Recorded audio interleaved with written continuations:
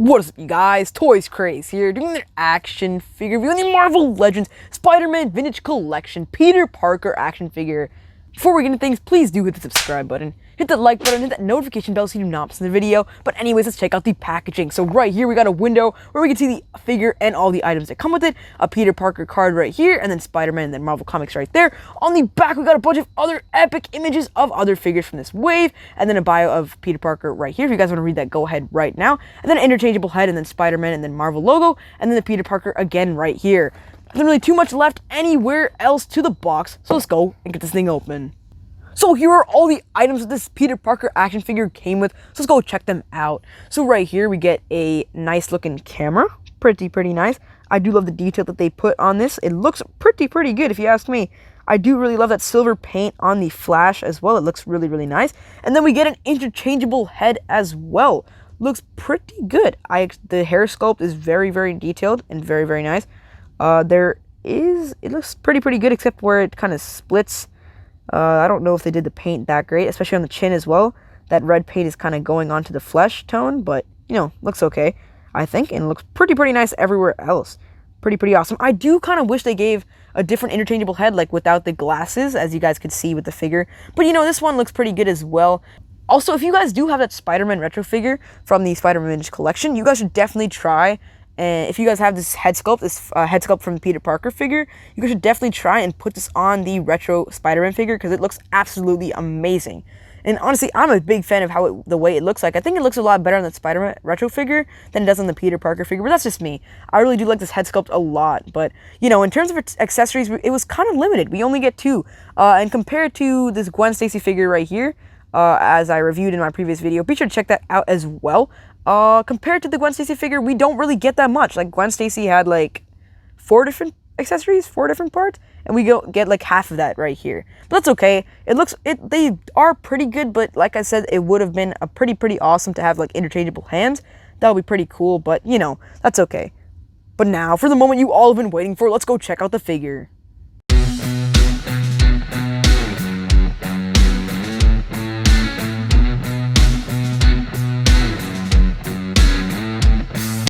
And here's the Peter Parker figure out of the packaging, looking absolutely awesome.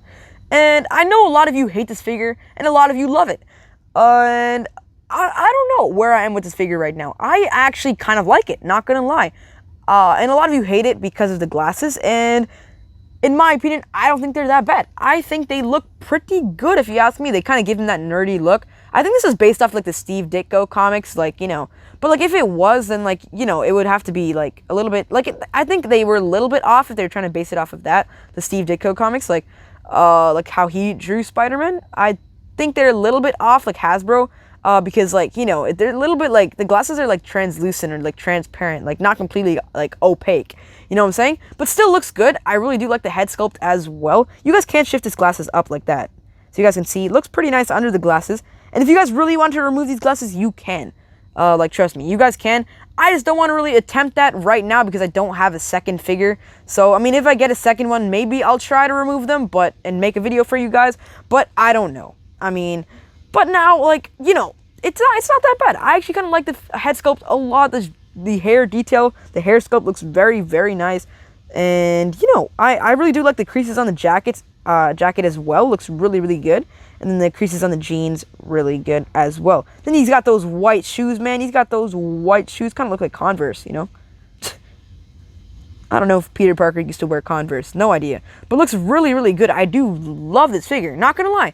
And I know a lot of you hate it, but, you know, I actually kind of like this figure, not gonna lie.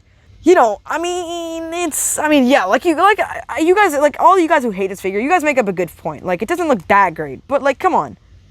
It's the figure we got right now, and, you know, Hasbro could have made it without the glasses. Maybe they will in the future, but, you know, looks really good other than the glasses as well. And like I said, if you guys really do want to remove these glasses, you can. You definitely can. It's not too hard. You definitely could if you wanted to. But, you know, looks pretty awesome. Now, if you guys did want to see Peter Parker with this head sculpt, let's go check it out. And here he is with the alternate head sculpt for this figure. Looks pretty good, but, you know, I kind of did wish they gave, like, a head sculpt without the glasses and instead, like that might have been a little bit better, but it still does look pretty good as well. Like I like this head sculpt too. But, you know, I mean, I actually have seen this how it looks on the retro figure, like, you know, the retro Spider-Man figure, like the fully suit one, like that, like one of the best figures that was ever released in 2020. Like a lot of people love that figure, a lot. This head sculpt actually does look pretty awesome. I've seen a lot of images of it. I've seen a lot of YouTubers using this head sculpt on that Spider-Man figure, and it honestly looks pretty awesome, and I actually kind of like the look. It looks really good.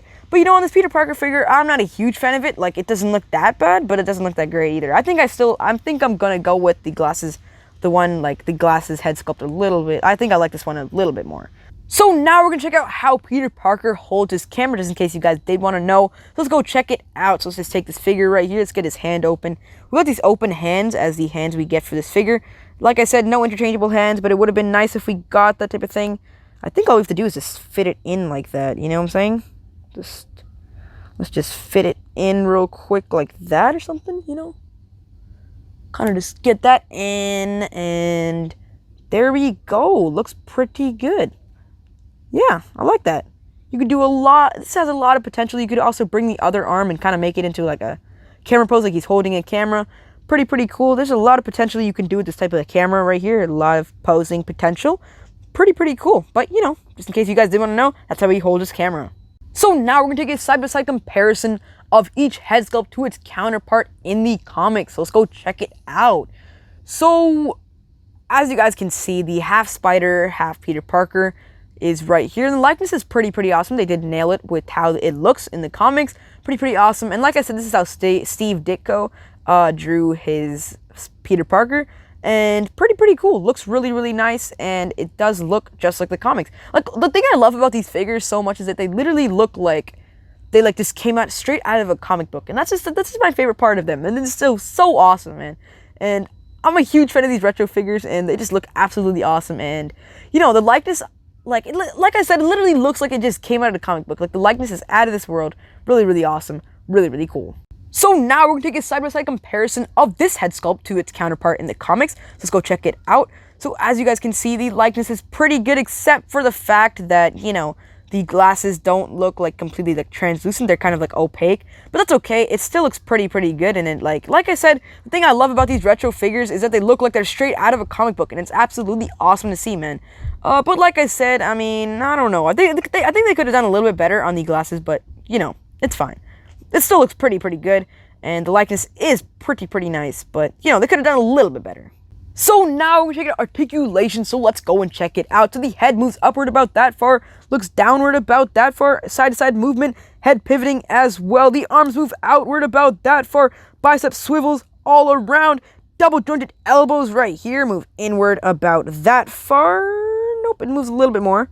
Yep, that far. Hands move all around as well and move inward about that far and outward about that far.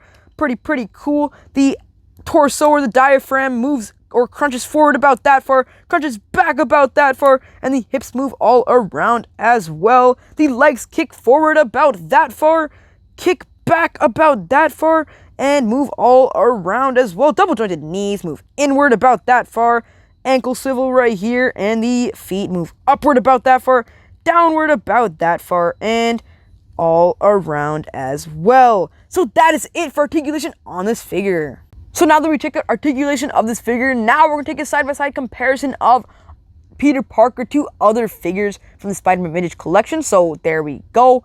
So looking pretty good. The Peter Parker figure is a little bit taller, and you know, Gwen Stacy is a little bit shorter, like about like this much. But that's a cool detail they added too. That's really nice, as they made Peter Parker taller, and that makes sense as well. Pretty cool, if you ask me. And now for another side-by-side comparison of the Peter Parker figure, this time to the Armored Daredevil. So as you guys can see, the Armored Daredevil is a little bit taller, I think, or they're probably the same height. But I think Armored Daredevil looks a little bit taller, or actually, no, I don't think so. I think they're at about the same height. These are 6-inch figures, by the way. And as you guys can see, the height, I think they're pretty much similar, Matt Murdock and Peter Parker. You know, just in case you guys did want to know, just to give you guys a general sense of how tall this figure is. In the end, we've seen this figure be absolutely awesome. And honestly, if you guys ask me, I'm a pretty big fan of this figure.